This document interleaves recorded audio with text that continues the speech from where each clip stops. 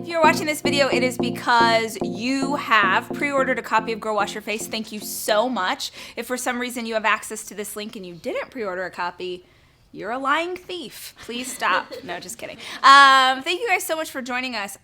We'd been going through the last 90 days, and the question that I got most often from people is, what am I going to do in the new year? I've been following along with the program, and it's been so helpful, but I sort of need something to kind of get me over the bridge and into the new year. What is available to me? And so I came up with this idea, which are the 5 things that I think have been most helpful in my life. I really sat down and prayed over it and thought about it and dug into everything I could think of, and I was so excited because so much of what I'm going to share today are things that I've never talked about before, and I think just because I had never taken the time to kind of put them into steps. So I got the whole chic staff gathered round. You're here, and I'm going to ask you to do the same thing that I would ask you to do if I was talking to you at one of my conferences, which is 2 things. 1, I'm going to ask you to go all in. Meaning, if you are watching this video, I don't care if you're sitting at home by yourself and you feel dumb,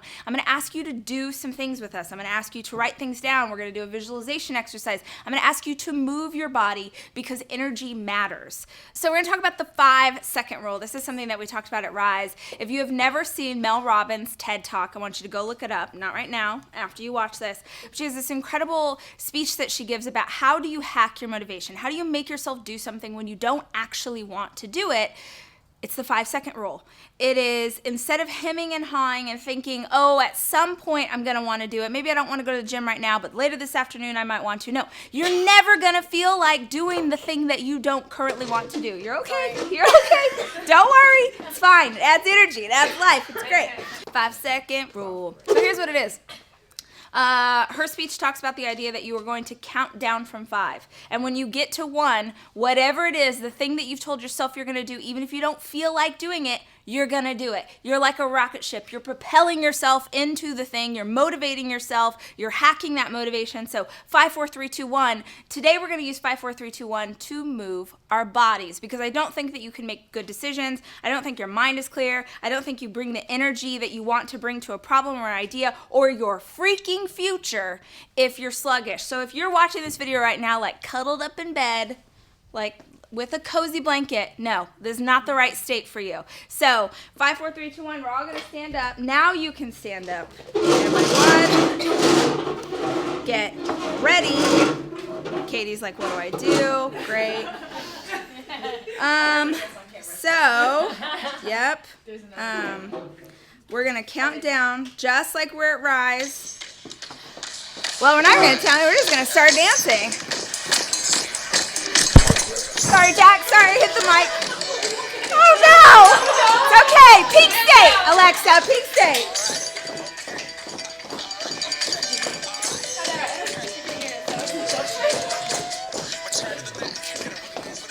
Okay, awesome. So you're going to remember as you watch this video. Go ahead, Katie. As you watch this video, if you have moments where you start to feel your energy go down, you're going to hit pause. You're going to 5, 4, 3, 2, 1 yourself, and you're going to dance around. One of the things that I don't know why I'm like Captain Morgan.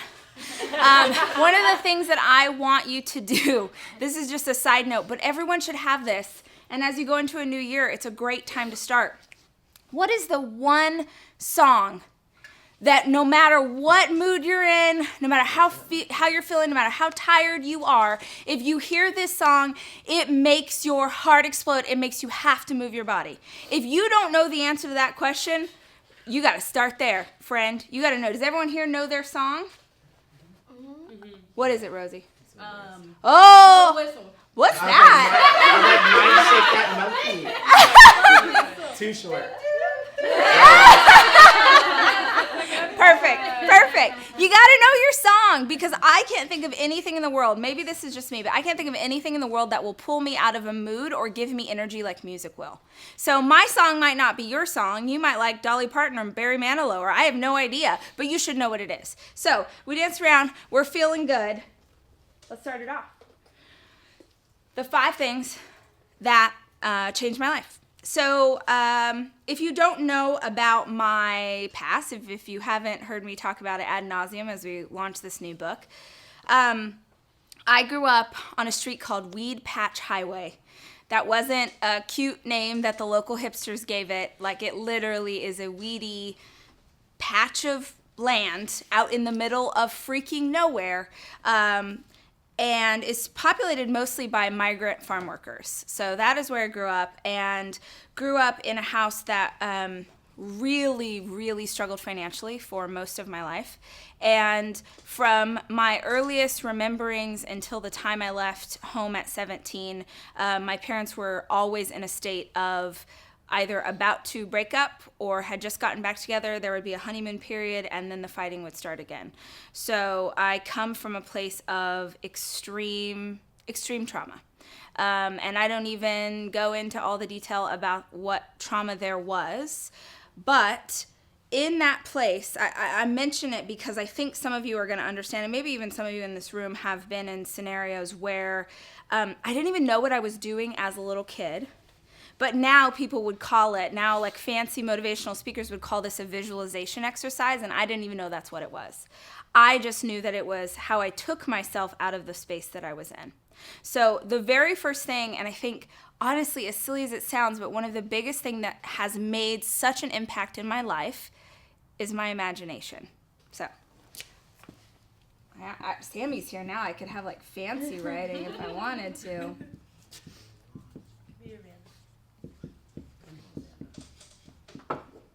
Okay, so when I was a little girl and my parents would be fighting extreme fights, like punching holes in the walls kind of fights, and the walls were paper thin, and I had one little space, which was just my bed, I would take myself out of that by imagining a future where none of this existed. I would imagine a future where nobody fought. I would imagine a future where I could afford, like the greatest vision I could have for myself when I was really little was that you could walk into a store and you could buy anything that you saw. And I'm not talking about a watch or designer shoes. I mean that you could walk into a grocery store and you could afford the food that you saw there. That was the best vision I could have for myself, was a home where nobody fought and a space where I could afford things. I remember thinking at a really early age, my kids will never have the kind of life that I have right now. I knew that really young. And the older I got, the more this imagination spread. So the more I started to think about things like, what would my job be? What kind of job would I have that would give me enough money so that I would never have to live this sort of life? So I think two things are really important to know about when you visualize your future. One is you have to know where it is that you're trying to get to. I said this earlier in the week, hope is not a strategy. Hoping that you're going to get better or do better is not going to make anything different. You have to know where you're headed. And I don't think you can actually know where you're headed if you have it in really intricate detail. Imagine what that future version of yourself looks like. So you have to visualize it, but at the same time, you have to give yourself some leverage, or said another way, you have to know your why. Why does that matter to you? It's not enough to just want to be thinner. It is enough to want to be a good parent, want to be able to keep up with your kids, want to be able to have energy for your life. That's motivation. It's not enough to just say, I want to be rich because I think that would be awesome. It is enough to be a little kid and know what it's like to go without and say, I'm never going to live this kind of life when I have the ability to control it. So you have to know where you're going. You have to have a visualization, and you have to know your why. Why does this future version of you need to exist? Because those of you who start and stop, if you're about to start a new year and you've gone off your resolution 50 times before, it's because your why wasn't strong enough. Because I promise you this. Has anyone, I think he even talks about this at Tony. I used to smoke. I hate to even admit that to you. It's terrible. Smoking is the freaking worst. It's so disgusting. It's so bad. But I was like 19, and I thought that cool kids smoked. And then one night, it was a company Christmas party. Our company Christmas party is tonight. Nobody will be smoking. And there was a really cool girl who worked in the PR department, and I thought she was so cool, and I wanted to be friends with her. And she was like cool and like a little bit hip. This was like hipsters before hipsters existed. And she had, is it called American Spirit? American Eagle. Okay, so they're straight tobacco. I had smoked before, but I never had this kind of cigarette. So it's straight tobacco. I mean, even talking about vomit is rising in my throat. So I was mostly like a I would smoke. Oh, this is such a terrible example. But I would mostly smoke like at parties. It'd be fun. It'd be cool. Or hanging out on the back stoop with the people in my apartment building or whatever. But that night was a holiday party. I'd been drinking too much. Her name was Heather. There she was. There was Heather with her American Spirit cigarettes. I've had too much to drink. She gives me a cigarette. I don't think anything of it. And I proceed to stand out on, like, at this party on, like, a patio with her and other cool kids all night smoking one cigarette after another. And it's like straight tobacco, which, again, if you don't know, you haven't had that before. Oh, I went home and I threw up the smell of smoke just until nothing was left inside my body. I woke up the next morning, hand to God, wearing only isotoner socks. Do you guys know isotoner, like winter socks? I had gotten myself undressed down to the way I came into this world. I put on those socks. I puked for 3 hours, the smell of smoke, and then I passed out and I woke up sometime in the morning. The point is, I, to this day, cannot smell cigarette smoke without wanting to vomit. I never touched another cigarette again because I had such a bad experience. I had gotten to such a bad place. I had thrown up the smell of smoke for 3 hours that I said, I will never go back here again. If you keep setting resolutions and you keep going off of them, it's because you haven't experienced the bottom of your barrel. And if you want to make change, you've got to figure out right now, today, whatever this looks like, this is the bottom of my barrel and I go no further. You have to have the leverage. You have to know your why or you will never make change. So I'm going to ask you guys, this is cool yesterday because I had to do it, just me and Allison. We're going to do a visualization exercise. So I'm going to ask you at home. I don't care if you feel weird and nobody's watching you. Too bad. It's okay. Great. Nobody can see you. Just do this with me. I'm going to ask everyone to close their eyes. And I want you to imagine the very best version of you. The very best version of yourself. What does she look like? How does he dress? How does she speak to people that she loves? How is she loved in return? What kind of clothes does she wear? What kind of car does he drive? Get as specific as you possibly can. Where do you go on vacation? What's your favorite restaurant to eat at now that your life is different? What kind of food do you consume? What does it feel like to go throughout your day? Are you happy? Are you energetic? Are you joyful? Are you driven? Do you feel ambitious? What's your relationship like with your family members? Be as specific as you can possibly be, the best version of yourself. What do they look like 5 years from now? What do they look like 10 years from now? You've had 10 years of living into the best version of yourself. What is your life like? What is a home that you own? What does it look like? Do you have kids? Do you have a family? Are you married? What's the best of the best? Now go bigger. What's a bigger version of the best version of you? Living every day in the best state that you know how to be. What do they do for work? What is the highest value that your future self holds? Is it family? Is it loyalty? Is it growth? Be as specific as you can be. Now I want you to write down everything that you just thought of as fast as you can so you don't forget any of it.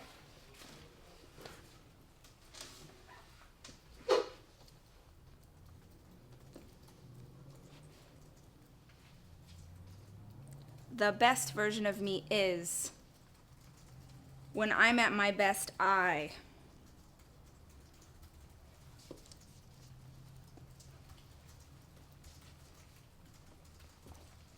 And don't hold back, man. This is not the time to think through or tell yourself to slow down or tell yourself to be realistic. This is not the time for realistic. This is as big as you can possibly go.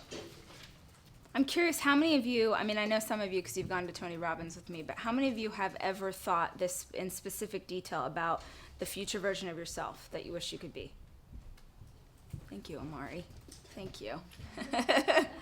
I think that it is an incredibly powerful tool.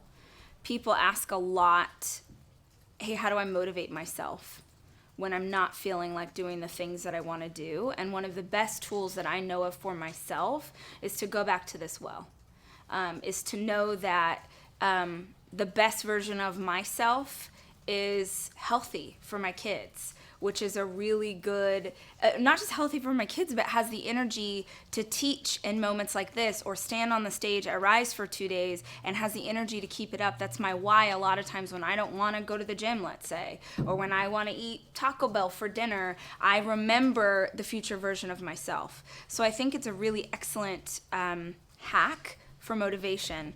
Though I would also say, I think you have to have the vision of where you're going. But I think that if we're going to get into the vision of where we're going, the thing that trips most people up is a lack of self-awareness. And so I want us to take a minute, and I want to go through self-awareness, because you can want to get here all day long. But if you don't have self-awareness, you don't even know enough whether this vision of yourself is even reality. So here's what I think is interesting. I think that there are people who did this exercise, and when they imagine the future version of themselves, they imagined something that they could achieve in 6 months, because their expectations for themselves have never exceeded what they thought they could. And then I think that there are people who are watching this who imagine a future version of themselves married to, Prince Harry. And it's just, is he even a prince? Is he a prince? He's a prince. It's not even it's not going to happen. He's marrying that one girl from the TV show. Her dress designs just got released. Engagement photos just came out. That she's holding his beard. It's beautiful. It's not going to be you. Here's the thing. I say it as a joke, but I know that there are people who, when I ask you to visualize the best version of yourself, you imagine something. You self-sabotaged by imagining something that's so beyond your capabilities, no matter how hard you work, that you're never going to get there, so you give yourself an out. You say, well, I was saying yesterday to Allison, I'd love to be a Victoria's Secret model, and I can work my butt off, but I'm never going to be 6 feet tall. It's not going to happen, sister. I'm never going to be in that show, no matter how hard I work. So you need some self-awareness to understand where to aim that arrow. Higher than you think you should. Not lower, but not so that it's not even a possibility. Self-awareness. Number 1, what do you value most? What do you value most? So for me, my greatest value, and I actually spent some time figuring this out this year, because I think it's a question that is the core of who you are. When everything else is stripped away, you come back to this answer. What do I value most? For me, my greatest value is growth. It is the reason I have this incredibly blessed life that I have, is because I have valued growth since I was a little girl, back on that bed, imagining a better future for myself. Because the only bridge between there and here was me teaching myself to grow in ways that would get me to the next level. So for me personally, growth matters. It matters for me as a person. I want to grow as a mom. I want my marriage to constantly be growing and evolving. I want to grow as a boss. So I ask y'all to figure that out right now. What is the thing? What is your personal value, your greatest personal value? I'd love to know if anyone, did anyone know it without much thought? Sam? Peace and presence. Peace and presence. Who else? Mine's love and laughter. Love and we got double ups. Okay. You did have a hint yesterday because you were here yesterday, Allison. Yeah. Anyone else? You have to think it through more. My mind was freedom. Freedom. I love that. That's awesome. I just think it's incredibly valuable as you navigate your next steps, knowing what matters most to you. The second question I'm going to ask you is, what is your greatest skill or asset? What is the greatest skill that you possess or asset that you have access to? I would say because I did this yesterday, that my greatest skill or asset is I think that I'm really great at taking my core value, which is growth, and communicating it to others. I think that is why I was put on this earth, is I had to travel this really long road. And then I got here and I realized, well, I think there's some value in some of the things that I've learned which can be helpful to you guys. And so I think that my greatest skill is my ability to communicate. But here's the deal. It might be your greatest skill, whatever it is.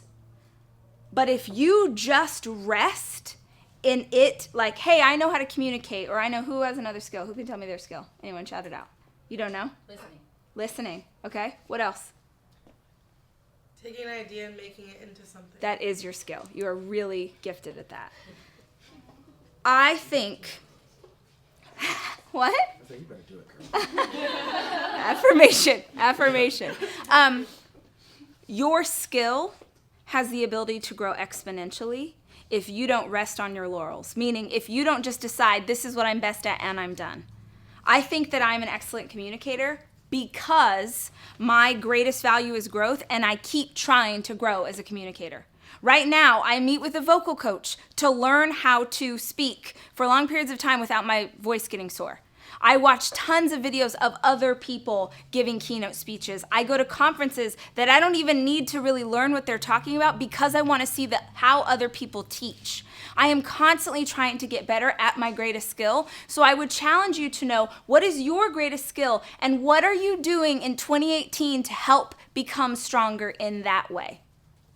This is your, what do they call it? It's I think it's your key performance output. It's the thing that you're best at. You will get so bogged down trying to figure out all the things, by the way, this is American culture, that you're raised. When you were a little kid and you came home with your report card and you got 5 A's and 2 B's and 1 C, what is the subject that everyone made you devote your time to? C. The thing you got a C in. They made you figure out how to get the worst thing up to the level of everything else instead of going, holy crap, this kid is so gifted in English. She is so smart in science. He is so great at math. Let's get him a tutor in that thing he's awesome at and help him get better. That is your goal for 2018 is I'm already great here. How do I make it bigger? Instead of spending all your time like, oh crap, I don't know how to iron. Who cares? Who cares? Put it in the dryer on the refresh cycle. It'll be fine. Greatest skill and asset. What is your worst habit? What is your worst habit? This is self-awareness when it matters most, because your value will tell you where you want to go. That skill or asset is going to help you get there. And this worst habit will work as a speed bump that will knock you off course every single time. So you have to know what it is. I figured this out yesterday because as we were doing this, I was like, what's my worst habit? I think that this goes, if you're struggling to figure out what your worst habit is, have you ever heard that saying, your greatest strength is your greatest weakness? Mm-hmm. Anyone ever heard that? Mm-hmm. So my greatest skill is the ability to communicate. My greatest value is growth. I think that my worst habit is that I am so passionate about the idea of growth that I am oftentimes too hard on myself and people that I love because I don't think they're growing fast enough. It means in times it has, I've worked myself to the point of exhaustion and sickness because my desire for growth is so strong that I don't feel like I can slow down. So I think that my worst habit is impatience. I feel like it should be faster. I start to freak out. Oh my gosh, we've been working at this for 3 weeks and I don't feel like anything's happening. Oh my Lord. And they're like, you're trying to climb a Mount Everest. You need to calm down. So I think knowing what, let me explain it one step further. If that's my worst habit and I start to spin my wheels, I start to freak out, it pulls me away from the direction that would actually move my goal forward. I start to obsess about little things that I can control instead of just continuing to push that thing forward. So I think it's important. Did anyone know what their worst habit is? Mm-hmm. Shout it. Procrastination. That is probably a lot of people's worst habit, Michelle. Or lose of focus. Losing focus. Yeah, loss of focus. Yeah. Starting something and not finishing it. Yep. Starting something and not finishing it. Again, a lot of people. Saying yes to everything. Saying yes to everything. That is good, because then you can't work on the things you actually care about or love. You can't focus on your core values because you're doing all the other things. Your schedule is set up around other people's desires, not your own. Self-awareness. This is the last question. What makes you happiest? And I want to caution you not to say a person, because that's what codependence looks like, right? Spending time with someone I love, going on a date with my husband, taking a vacation with Dave, that makes me happy. But if Dave is my definition of happiness, we are in trouble. Because if he has a bad day or if he's angry, then that affects my mood, right? So what makes you happy? And this could be many things. It doesn't have to be one thing. In fact, the more things that you can think of that make you happy, the better. I love spending time with my girlfriends. I love getting a massage. Oh, crap, do I love a massage. It makes me so happy. Partially because when you're at a spa, you have to shut your phone off and no one can access you. That's really sad. Like, I remind myself every time, you could just shut your phone off in real life. You don't have to be in this steam room. But for some reason, that's the only time I allow myself to do it. So knowing the things that make you happy. And here's an epiphany. Are you ready? If I open your calendar right now, will I see things scheduled into your life that come from your happy list?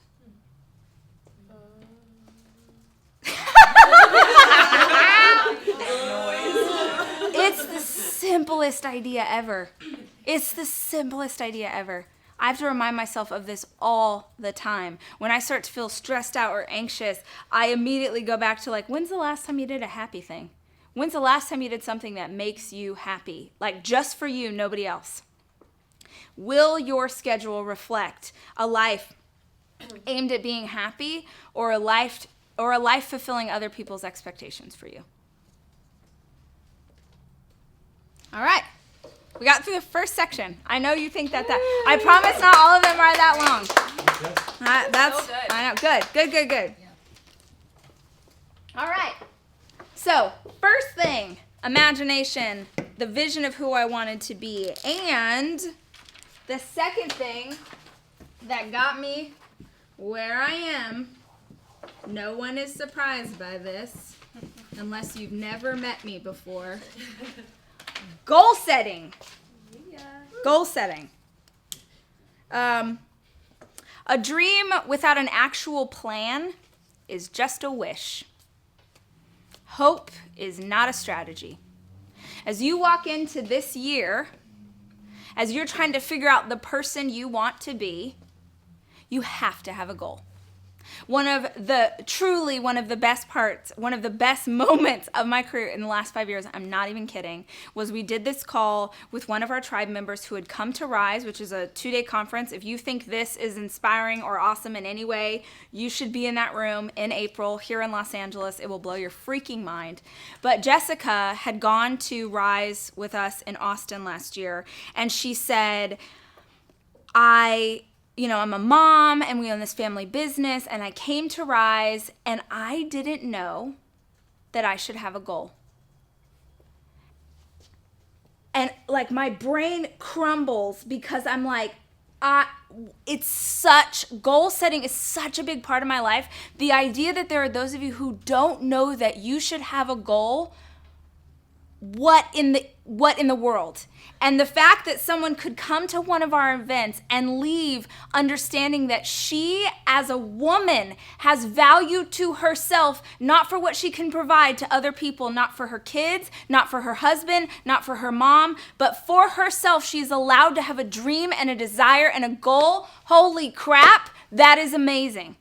So I want to make sure that you know, as you're looking to change, I don't care if you're the CEO of a Fortune 500 company or a stay-at-home mom, you got to have a goal. Even if this is a personal goal for yourself to get in shape or to save money or to own a home or to build a business or to save your marriage, or I don't care what it is, just know that you're supposed to have one. So then the question I always get is, how do I know what my goal should be? Well, hot damn, It's almost like I set you up for success by making you visualize the best version of your future. Here's the other thing that I believe about a goal. You can only have one. You're fine. I know that you're fine. I don't want you to make yourself feel weird, because I know your heart and your energy, and you're freaking out that you're coughing. Yeah. Don't worry. They know you're here. It's fine. Do you want some water? Oh no, I have some. Thank you though. You can only have one. And so the question I get oftentimes is like, well, wait, but I wanted to start my small business, but then I also wanted to lose weight, and then I also wanted to work on my marriage. And a goal is like a harbor. When the tide rises, all the boats rise. If you start working towards one goal, I promise you other things will fall in line. If you actually start to gain traction on something that you want for your future, you're like, oh, shoot. Well, I want to eat a carrot instead of Taco Bell, because I'm feeling great and having this goal and doing these things, this is making me feel really good, and I want to make good choices. I promise you, if you work towards one goal, you will get traction. It's like, I don't know, like slapping someone with your hand open, which could be painful. But if you ball up your fist and punch as hard as you can, I promise you the impact is more.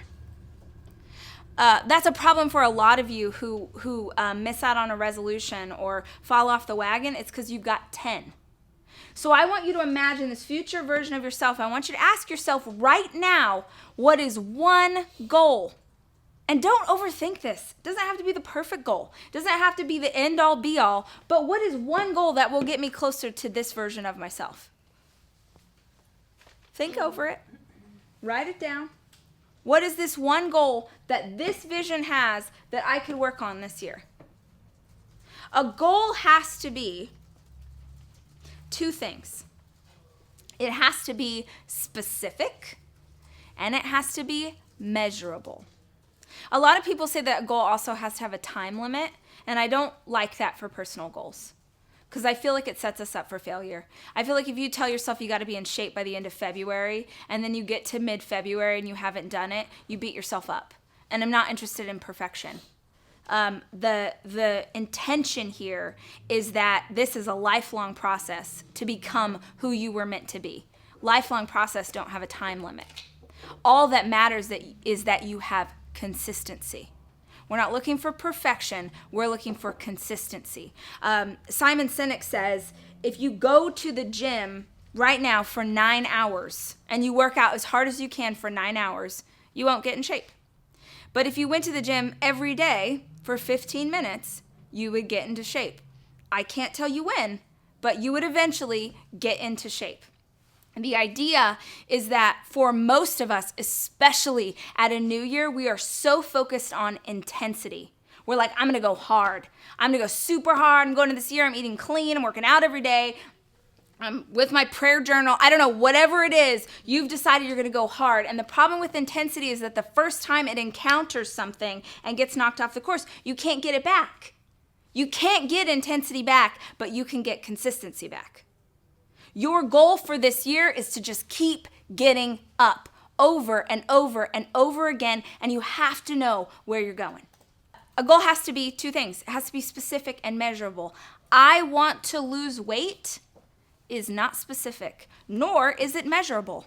Do you want to lose 100 pounds or 2? That's specific. I want a body fat percentage of 15%.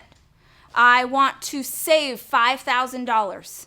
Those are specific goals that you can measure against. I want to do better with my finances is garbage. You are already setting yourself up for failure. Or you're setting yourself up to barely work towards something and go, well, I checked that box today. You know, I paid cash for my latte instead of using a credit card, so I'm doing better. No, if your goal was I want to save $5,000, you wouldn't have a latte at all. Very specific.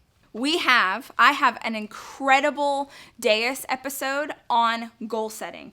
It's how do you start with where you want to go and then work backwards from there? How do you build the stepping stones to get you where you want to be? you can go, we will link it below. We will link it somewhere. We will put access to this thing. If you want to really get into goal setting, and I think you should, I want you to go listen to that. But the overall, the 50,000 foot level for you today, I have a hair hanging from my sleeve. You got to have a goal. You've got to have one, and it's got to be specific. Number 3. Maybe. Oh, crap.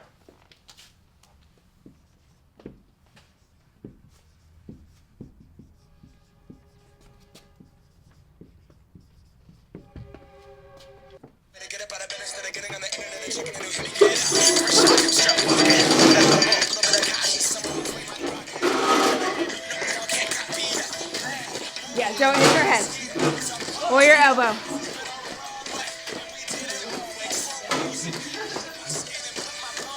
Okay, awesome.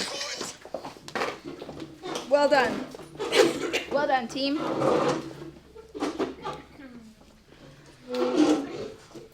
I got really excited about this one because it was one that I had never personally identified before as a really big thing that I changed that changed my life. So, environment. And I broke this down into 3 things. Your personal environment, that's this. Your living environment, we'll get to that, and your community. So, the first one y'all have definitely heard me talk about, I hope. Maybe you haven't. Which are the 5 things that I changed 2 or 3 years ago that I think really made me physically feel capable of taking all of this on.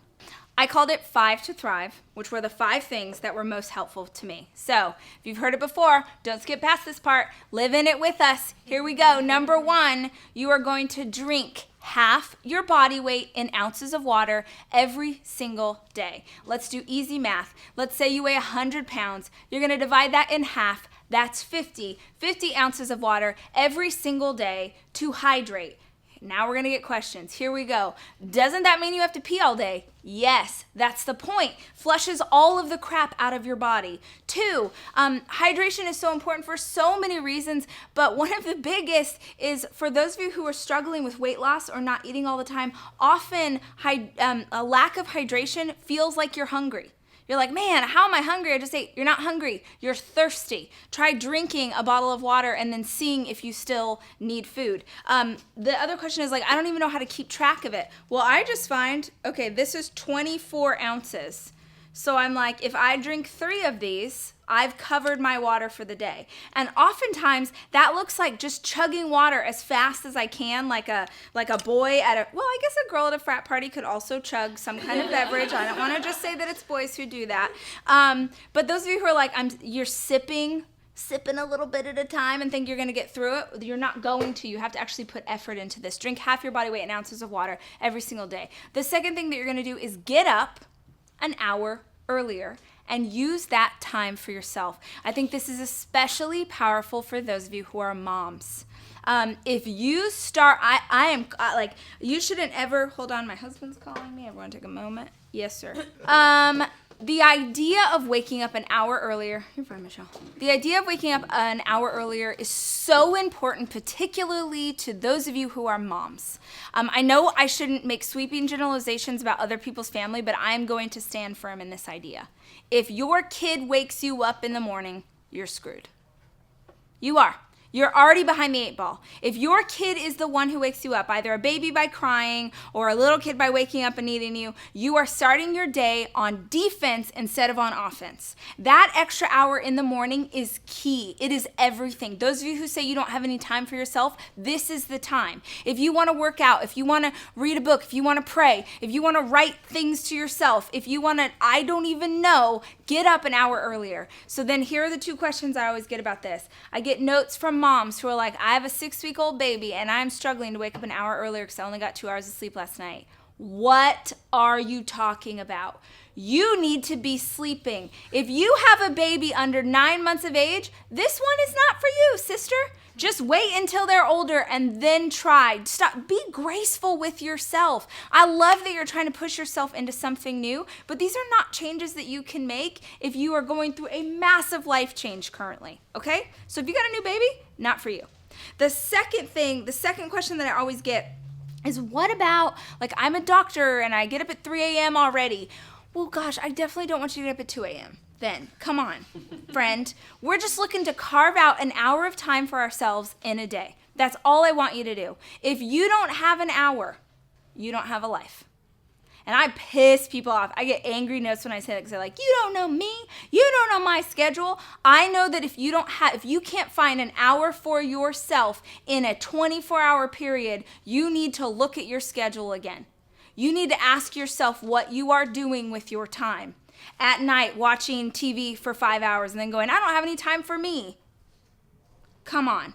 Let's be honest. Remember self-awareness? We're going to be honest. So we're going to drink water. We're going to get up an hour earlier. We're going to give up one category of food we know we should not be eating. Here's the deal.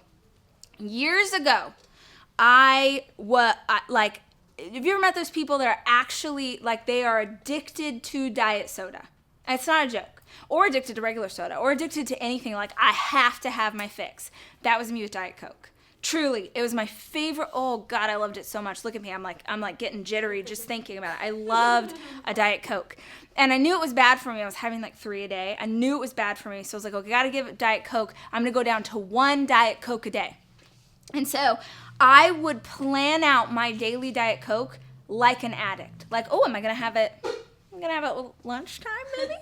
Are we gonna have a dinner tonight when we get Mexican food, chips and salsa, Diet Coke? Watch out. I was like such a loser, but I really was that crazy. And I knew it was bad. And at the time, and this is actually in the book, I was having really bad vertigo. And I didn't know what was causing it. I thought it might be food related. So I thought, I gotta get rid of anything that I shouldn't be eating right now. And fake sugar, the chemicals in Diet Coke, holy crap. It's so bad for you. It's so bad for you. So I was like, okay, I got to give this up. I'm just going to go cold turkey. I'm trying to give this up. And for once in my life, I'm not going to cheat. So I don't know about you guys, but I was the queen of, I'm going to go on a diet, and then I'm going to cheat on day 4, but I'll go back on my diet. And then I'm going to cheat on day 6. And then the cheating just becomes, I just go back to eating the way that I was. And I thought, what if I heard that quote that was like, if you could do something for 30 days, it becomes a habit.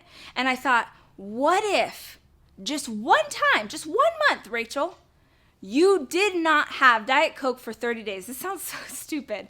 But seriously, I was like, could I make it a month without breaking? And the first week was brutal, was so hard. Has anyone ever given up anything that you were like really into? Yeah. You're all perfect. Nobody's good. No. Yeah. Yeah. Okay. So like, and you're like, that first week, you're like, I would rather die. I would rather be a sick person. I would rather have this vertigo than give up this one thing. But I thought, what if just this once you don't quit on yourself? And the thing is, I think to get to anywhere you want to go, you've got to have one experience where just this once you don't quit on yourself. Even if it's something as simple as Diet Coke or fast food or bread or bacon or whatever it looks like to you. So for those of you who want to start this new year eating better, the best advice I know of is to give up one thing for 30 days. I hate to say the word cheat, but if you cheat, it's done. Most things in life, I'm like, get back up, get back up, get back up. If you cheat on this, you got to start again at 30 days. The challenge to you is, can you make it 30 days going without something you said you would not cheat on? I don't care if you replace it with something else. I don't care if you're like, I can't have Diet Coke, I'm going to have vodka. I don't even care. As long as you don't go back on your word for this one thing. Because if you could do it with one thing, you're like, oh, I could give up French fries. I could give up this thing. I could give up that. If you do it once, you set the standard for everything else. So you're going to drink water. You're going to wake up an hour earlier. You're going to give up a category of food. You are going to work out. Move your body. I don't mean that you're going to go do a CrossFit or a thing where they like yell at you for an hour, but you are going to move your body for 30 minutes every single day. And let me say this right now. If you cannot find the time and the energy and the willpower to move your body for 30 minutes a day, 7 days a week, we have a problem. We have a really big problem, because I'm not asking you to run a marathon. I'm asking you to move. And I know that this society is set up in a way that encourages you to lay around and watch TV or scroll on your phone or watch a device or do something, but I am telling you that you were not made to do that. You don't have to be a certain size. You don't have to be any certain size, but you do have to have energy. You are a freaking animal. There are no overweight animals in nature. It's not a thing. The only overweight animals we have are like the ones that live in our house with us. If you can't move, it's true. Our dogs. Yes, yeah. I'm saying. This is what I'm saying. Pets. I mean, not mine dogs, but they're overweight. Pets are overweight. People are not made to be unable to move their bodies. So I saw this saying the other day. I was like, gosh, that's so smart. Someone said, don't run to lose weight. Because this is going off topic. But they said, don't run to lose weight. It's actually one of the biggest ways that you can get an injury. They said, lose weight to run. If you don't have the willpower or the energy or the momentum to move your body for 30 minutes, well, then we have to start someplace else. We have to start with what's keeping you sedentary and go from there. But that should be the goal. The fifth thing that we're going to do that is arguably the most important is every single day I'm going to ask you to write down 10 things that you are grateful for. I need some water. Every single day, at the end of the day, write down 10 things you're grateful for. Put it in your phone, write it down in a journal, however you want to do it, but take 12 minutes and list them out. And I say 2 things about this that are really important. I don't want you to list big things.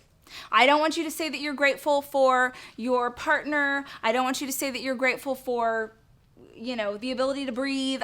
Not big things. I want you to say things that happened that day. It needs to be things that happened, your little things. How good your cup of coffee was. That someone let you in on the freeway when there was heavy traffic. That you got to see a friend. That someone told you a joke. Dominique's outfit is fierce. Whatever it is, silly things. Because the idea is if you know that at the end of the day you're going to have to list out gratitude, you will spend your day looking for blessings. And if you spend your day looking for blessings, here's the magic. You'll find them. And if you live your life in a state of gratitude, it changes everything. If you don't take anything else away from this exercise, just do this one thing. And if you don't feel like you can do all 5, just try 1 and do it consistently for a month. And then when you do that consistently for a month, then you add in the water. Then you try the workout. If you don't feel like you're capable of knocking out all 5 and not knocking them out is going to make you give up altogether, just try 1. But you cannot achieve any of this if this is not capable of keeping up with your vision. You've got to have the energy. The idea, they have done studies on the highest performer, the people who are like the greatest athletes, the greatest business women, the greatest whatever in the world, the highest performing people. It's something like 97% of them, I swear you can look this up, work out at least 6 days a week. Not because those people were given some gene, some workout gene that you don't have. It's because those people know that energy begets energy. That you have to actually make momentum happen. It doesn't just come to you like a gift. 5 to Thrive, personal. Okay, so this is the one that I got really excited about because this is something I have never talked about before. Environment is this. It's also your living space. So this is something I think about being a little girl in a house that was utter chaos. Utter chaos at all times. In a way that when you're little makes you feel unsafe. But the one thing that I could control was my bed. So my bed was made every single day. And when I grew up and I got my very first apartment, it was in a crappy part of town. It was a crappy apartment, but that apartment was always clean. Because this is something I could control. All of these things have to be set at a standard that you can achieve the vision that you have for yourself. So I was thinking about this the other day. Why do I feel like, what are the things in my life that I feel like have helped me get to the next level? It's because I always prepped myself. I heard years ago on an Oprah show, she said, or someone on the show said, your home should rise up to meet you. If you go home, or if you're watching this right now, wherever you live, and it feels like chaos, or it's dirty, or it's unorganized, and you keep scrolling through Instagram looking at other women's pretty lives so you don't have to acknowledge that yours is a mess, you need to wake up. Because none of this is possible for you if you don't take care of the space that you're in. Your home is a reflection of what's going on in here. So if this is a mess, start with what's happening around you. And it's worth saying, too, that I know that there are people who are watching this who don't have a home, who don't have access to everything, who have one tiny square surrounded by a sea of chaos. Then control what you can. Wake up every morning and make your bed. Organize your life. Is your car clean? These things are about self-respect. It's about saying that you have a certain standard for yourself, for your life, for your children that is here. That doesn't cost money. Self-respect doesn't cost anything. It's just effort. Clean up. The other thing about your home is that not only is it organized and clean, and that is a very big deal to me and always has been, I also surround myself in my living space, in my workspace, in my car with words that speak into this vision. So I am really intentional about, in my closet, you guys have maybe seen it, when you open up my closet doors, I have bulletin boards, and I pin pictures that live into this vision of my future self, because I remind myself every day that's what I'm working toward.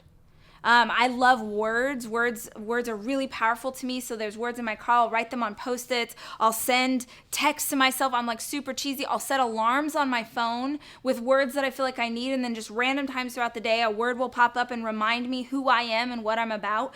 It's not just about creating a space. It's like I said, if I open up your calendar, will I see things that make you happy? If I go through your day with you, will I see things that you've set up to remind yourself who you are? Hope is not a strategy. The last thing with environment that I think is really important, so you have your personal environment, your living environment, incredibly important, is your community. You are a mashup of the 5 people that you hang out with most. You are an amalgamation, I think I used that vocabulary word right, of the 5 people that you spend time with most. This is really important for you because a couple of you moms just said, holy crap, the people I spend time with most are 4 and 6. Right? That's cool. That's fine. I'm not saying ditch your kids, but are you, or do. No, I love Michelle. She's ready to go. So when you look at that group, when you look at those 5 people that you hang out with the most often, ask yourself, is there someone amongst those 5 that you get to interact with regularly that is above you in life? Meaning, there is something about them that you would aspire to. There's something about them that you're like, man, I wish that I was as compassionate as Sammy. I wish that I was as good a mom as Michelle. I wish that I was as creative as Jack is. I wish that I had these skills. And so when I hang out with those people, I remember that that is the area in my life that they're going to pull me up toward. There's that old saying, like, if you go into a room, if you're the smartest person in the room, you're in the wrong room. If you're the most focused on growth, if you're the highest achiever, if you're the most compassionate, or if you look at yourself and you're like, well, I hang out with a 4-year-old, a 6-year-old, my neighbor who drinks too much, my husband, he's fine, and then what? But you're the most advanced. You gotta add someone. You gotta look for something. You can't be and I'm not saying that you ditch your friends, but I am saying that you actively choose to seek out people that can help you grow in certain areas. And if you're like, well, what am I going to grow? What would I need to grow in? It's like I set you up for success. What is this future when I imagine a future version of myself, a lot of times, for me personally, it's about marriage and it's about being a mom. Those are really important. They're the most important things. I need to hang out with other women or other couples that I feel like exemplify the traits that I would want to have as a mom, the traits that I would want to have in my marriage. I want people who want to speak into that. Both Dave and I, we want to hang out with couples who believe about marriage the same thing that we do. That is that we're going to work on this every day, that we want this to be exceptional, that if you have friends who marriage is the best example that's in my head right now. But if you have friends that are rude to their partners, that don't like them, what do you think that what kind of knowledge do you think that you're going to bring? I was so angry. Oh Lord, was I so angry at my husband this summer on vacation. And then Sammy and Bean showed up in Hawaii, and I picked them up at the airport, and I had been waiting for days, great, my girls are coming, and I'm going to unload on what a terrible human this man is, and they're going to be like, yeah, screw him, plus they're lesbians, so they extra hate men. I had a whole plan, right? I'm ready. And we get in the car, and I'm unloaded. God bless you guys, because they were just like, what just happened right now? And immediately, they started speaking truth into what it is that I would want for a marriage, and what grace looks like, and that we all have hard times, and that you should be, seeking out your partner in times like these. You should be the better version. All of these things completely took the wind out of my sails, but also reminded me who it is I want to be. Now, if I had gotten in a car, if my best friends were people who have a totally opposite view on what it is to have a strong and beautiful marriage, we would have gotten out of that car in a totally different headspace. They would have fanned the flames of my anger. They would have made the situation worse. So I ask you right now, if your friends are pulling you up or dragging you down, you are a combination of the 5 people that you hang out with most. Choose wisely. Oh, wait, I thought of one more thing. If right now you're like, well, I wish that I had cool friends. I wish I had Sammy and Beans. I wish that I had this. I don't have access to that. Great. I don't have access to CEOs of media companies like I wish I did. I don't have access to a lot of things that I wish I knew. So I use media. I use social media, I use books, I use YouTube videos, I use podcasts to surround myself with people who can teach me things even if I don't have direct access to them. So direct access is not a choice. It's about what you consume. It's not about who you know. Number 4, the thing that has maybe made the biggest difference of all. Not a surprise, again, if you know me at all. Habits. In order to get from where I was to where I wanted to be, and in order to get to where I want to be next, it's all about habits. Allison and I were talking about this yesterday. So many people think that one opportunity is going to make them a success at anything.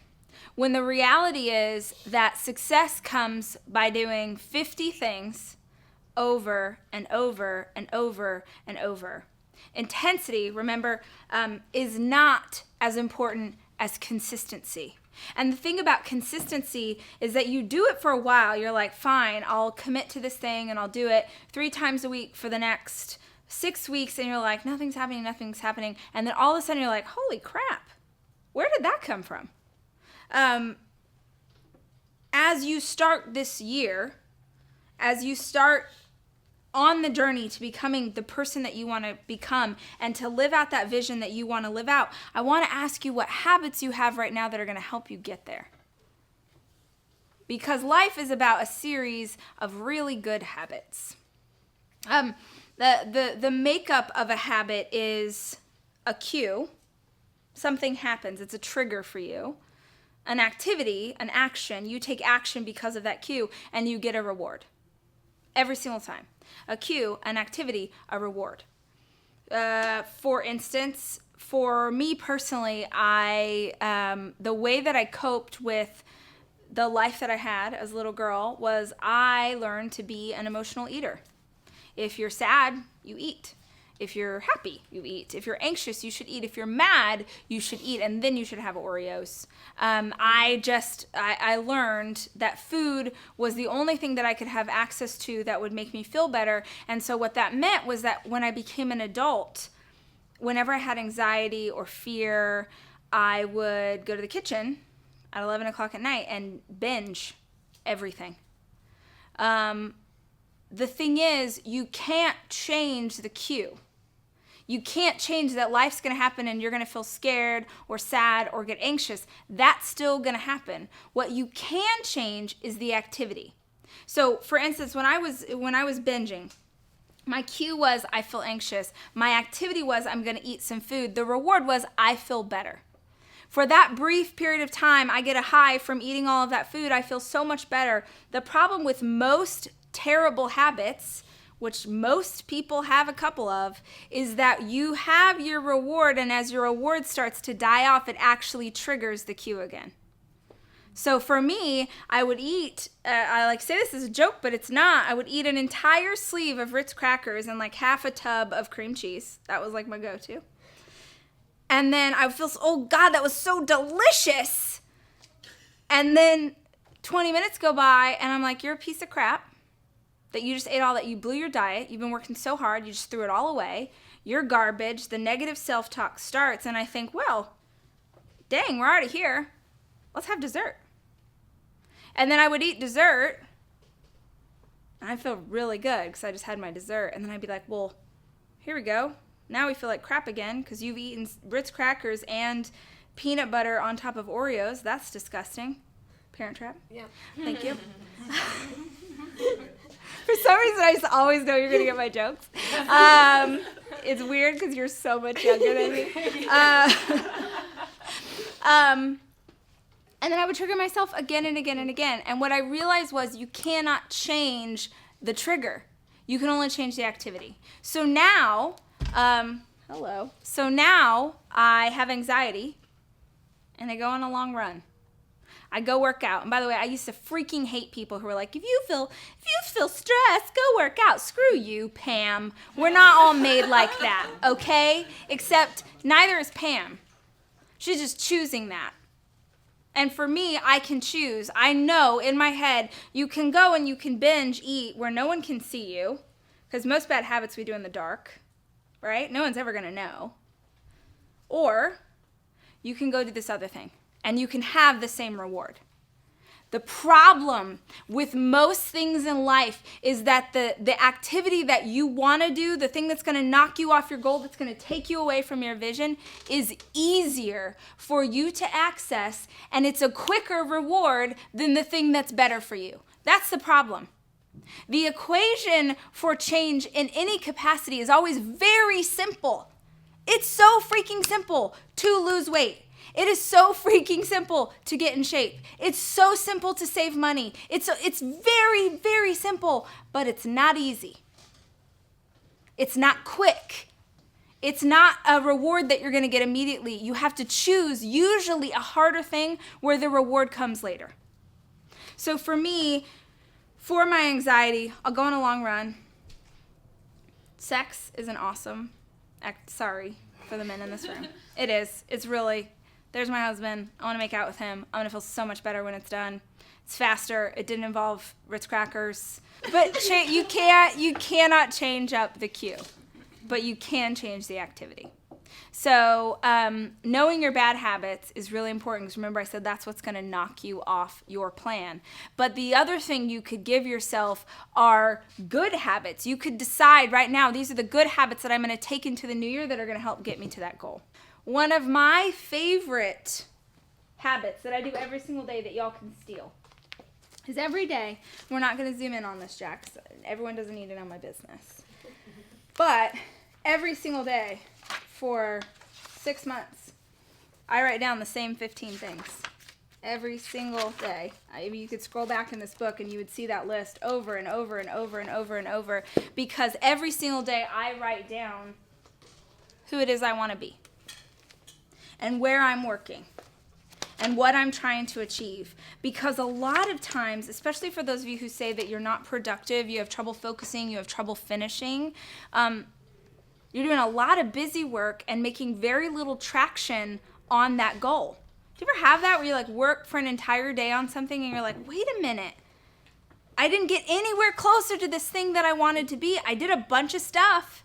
I answered 74 emails, but I didn't actually get myself closer to the goal. So if I start every single day by making a list of those 15 things, the first question I ask myself is, what can I do right now that will get me closer to these goals? When you make your list, you write your goals as if they have already happened. So my list of 15 things says, I am this, I did that, my company this, every single day. When you say I want to, I need to, I'm going to, it creates a barrier in your mind. That language creates a barrier. When you say something as if it's already real, your brain will help you figure out how to get there. Remember I said that goals need to be specific and measurable? It's really freaking specific to say, I only fly first class. I only fly first class is a very specific goal. I want to have better travel experiences. That's not specific. Every single night, I end my day with 10 pieces of gratitude, and every single morning I write down goals as if they've already happened. It helps me set intention for my day. I'm going to live a day with gratitude, and I'm going to live my day looking for ways that I can get myself closer to the person I want to be. Sometimes it's really simple too. Every single day on that list you will see the number 1 and number 2 things are, I am an exceptional mom. I am an exceptional wife. I don't use the word good. I don't use the word great. I use the word exceptional. And when I write those words, I have to ask myself, what did I do today that made me exceptional in these areas? And oftentimes it's a really simple thing. Text my husband. Tell him how hot he looked in those pants. Tell him how much I love him, how much I appreciate him, all the time. That wouldn't happen if I didn't have the prompt reminding me who I want to be. The last thing I'm going to say about habits is something I said earlier about things that make you happy. If I open your calendar right now, do I see a life that is set up around the things that you want to achieve? Do I see moments in your calendar and in your schedule that if you said, well, my goal is I'm going to get into incredible shape this year because, my husband and I have always wanted to run a half marathon together and this is our year. So if I open your schedule right now, do I see 3 appointments a week to run? Things that you keep sacred, that you will not let anybody touch. You treat those promises to yourself and those things scheduled in the calendar the same way that, like, if I was like, hey, do you want to meet Chris Hemsworth for coffee later at 3 p.m.? And you'd be like, yes, I do. And then if all of a sudden someone's like, hey, but can you pick up the kids? I know I said I was going to do it, but can you pick up? And you're like, okay. No, because it's Chris freaking Hemsworth. That's my personal thing that I wouldn't give up. But you have a thing, right? You have I would never. Beyonce wants to talk to you about her new album, Rosie. You're showing up for that stuff because that would be a dream for you. And here's what I would say. Whatever vision you have for your future, is that not as great a dream for you? Is that not as great a fantasy? If you can't commit 3 or 4 hours a week in your schedule to becoming the person that you want to be, what are we even doing here? Why are we even trying? If I open up your schedule, will I see things that you put on it to make your life better? Or will I see a schedule dictated by everybody else's wants and needs? When I told the tribe that I was going to make a video about how to really make change in the new year, and I asked if anybody had any specific questions they wanted me to touch on, I thought it was so amazing because I had about 10 people send me notes, and they all asked the same question, which I always feel like is God or the universe being like, dude, this is what we need to talk about. The question was, can you speak to the idea that I was going along and I was drinking my water and I was working out and I was doing my gratitude and I found out that I have cancer? Can you talk about what happens when life is going great and you're working towards a goal and you have to declare bankruptcy, or your kid gets sick, or you find out that your partner's cheating on you? Can you speak to that? Can you tell me what life looks like when hard things happen? Can you tell me how you keep going when it gets really, really bad? Because I got it. I know how to do what you want me to do when life is going well, but I don't know what I'm supposed to do when it all goes to hell. What I find so amazing is that you guys think that I've been training you to function when life is easy. And this whole time, I thought I was training you to keep going when life got hard.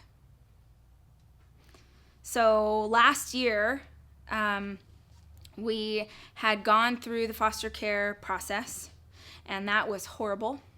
We were 4 years into our adoption journey, and we got adoptive placement of 3-day-old newborn twins.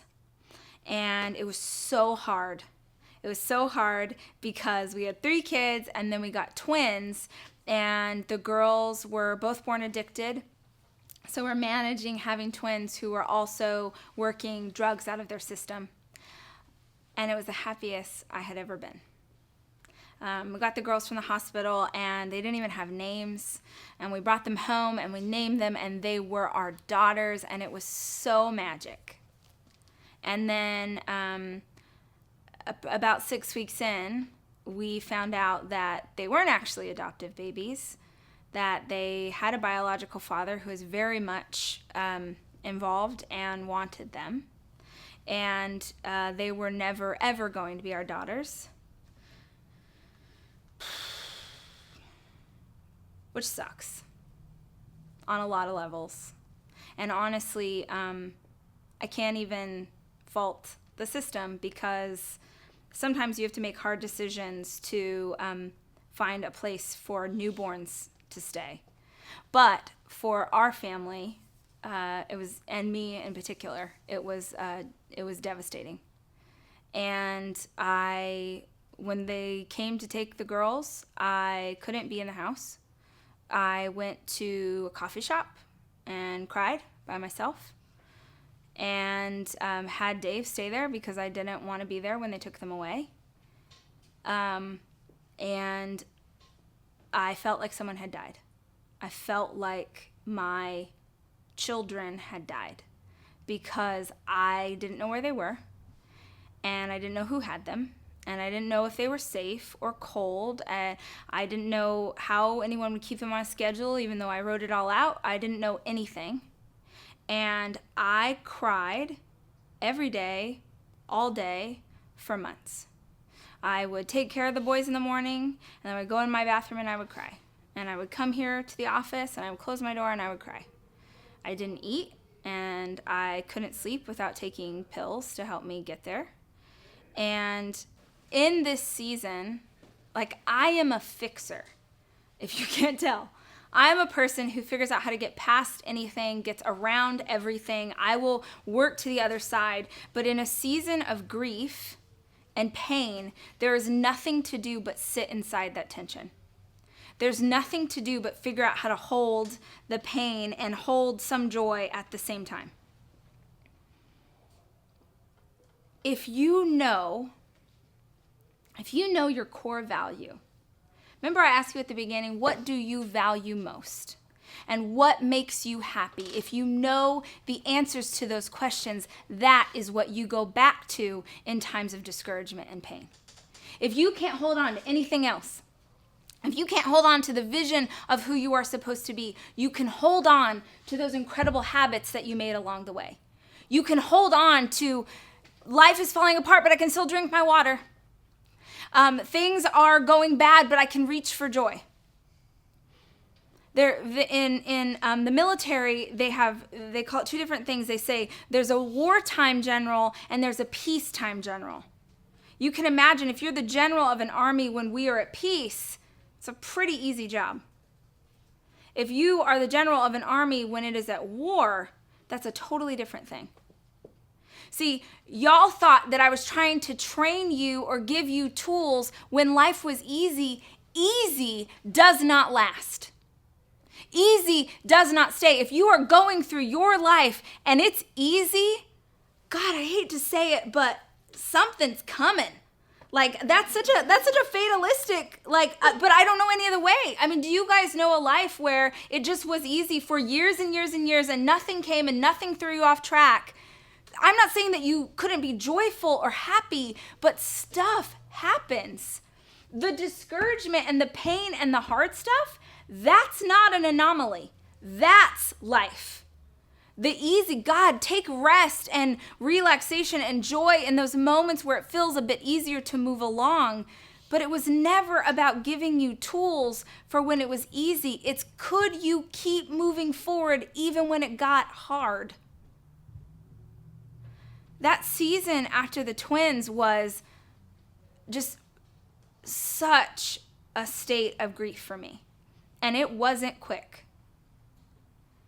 And I couldn't even fathom the idea of, who's the vision of what I'm going to be? I'm just trying to get through the hour. I'm trying to get through dinner with my boys without crying. That's what I'm holding on to. But my value, because I know that my value is growth, is the entire time that I'm in a season like that, there is this still small voice in my heart that reminds me something will come out of this. Something will come from the season. You will learn something. You will stand in front of a camera that thousands of people will watch a video, or you will sit in front of a group of people. You will speak at a conference and you will talk about this time when it felt impossible to even get out of bed in the morning.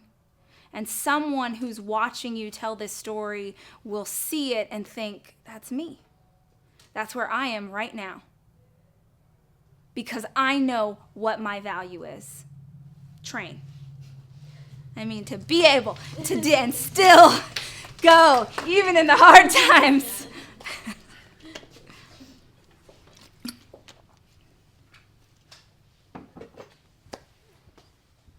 Yeah, so I think the hope is whether you are in a season of ease or you are in a season of hardship, still you. You're still here. You still have hopes and dreams and goals for yourself and your life, and they are possible. And sometimes you're going to sprint at them headlong. And sometimes you're going to take the smallest inch forward. But you're still in this game. You're still in control of what happens next. And as you walk into this new year, if there is one thing that I could give you, it is the basis of the work that we do here. It is why I get up in the morning. It is why I write these books or make these videos 2 days in a row. Thank you, Jesus. It is the idea that you understand that you are in control. You are in control of your life. Whatever happens, today and tomorrow and next week and next month is up to you. It is one of the great, it's not listed here, but somewhere along the way I understood, even back as a little girl, I understood that if I wanted to get somewhere new, if I wanted to be someone new, that was up to me. I was like, oh, I wish you were here and I could shake your shoulders and make sure that I saw in your eyes that you understood that truth. A lot of us who were raised in the church, honestly, of any faith, I feel like there's a little bit of a disservice because we were taught to understand that God has a plan. God has a plan for your life, and I believe that is true. I think God's plan for your life was that she was going to give you these amazing skills and tools and resources, and then you were going to create magic with it. Not that you were going to sit around and wait for your partner or your mama or a deity or your church or whoever to make your life better. If you want something more, if you want to be more, it's up to you. And every single thing that you want to know how to do, everything right now that you're like, man, I want to set a goal, or I want to have vision, every single thing that you want to do exists on the internet right now for free. The only thing that is standing between you and your goals is your willingness to put in the work. And I know that is true because I am living proof that that is the reality. If you are watching this video, there's a really good likelihood that you're watching it at the new year. And I guess if you're looking for leverage, I would challenge you to not live this new year like you've lived all the ones before it. Because man, if you had figured it out, if you had achieved what you were hoping to achieve, I don't know that you'd be here watching this right now. You get to decide right now, today. And even if you're not watching this in a new year, you don't need a new year. You don't need a Monday. You need this minute right now to decide that your life is worth fighting for. You got to get up and you got to do the work and you've got to keep doing the work every single day over and over and over until all of a sudden running for your life feels easier than sitting still. Decide right now to do something and don't give up. Keep going until the person that you become matches this vision that you have for yourself. And then, holy crap, you get to imagine something new. You get to imagine an even bigger, greater version that not only do you know how to take control of your life, but you get to show other people and you get to pour out those blessings on the community around you. You get to decide. And dude, it is totally in your hands. What happens next is completely up to you. And I believe that you are capable of doing it. I would not get up every morning and preach stuff like this. I would not have this team of people. We would not keep building this for you if we didn't believe in what you are capable of. Go prove us right.